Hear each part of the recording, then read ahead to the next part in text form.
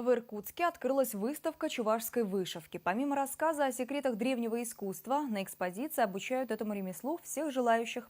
На открытие пригласили мастериц русской вышивки. Они попробовали освоить чувашскую, но отметили, что она отличается от других техник своей сложностью.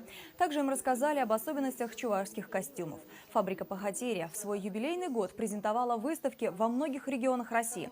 Предприятие в этом году отмечает 95 лет со дня создания. Теперь о чувашской вышивке знают и жители Иркутской области. Сейчас здесь живет около 4000 чувашей. Несмотря на малую численность, представители народности стараются сохранять традиции и не забывать язык предков.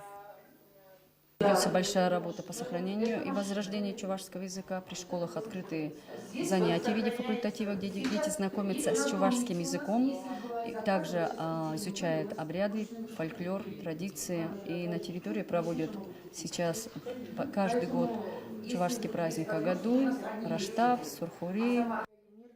На выставку приглашают не только чувашей, но и всех, кого интересует народное творчество и история уникальных костюмов.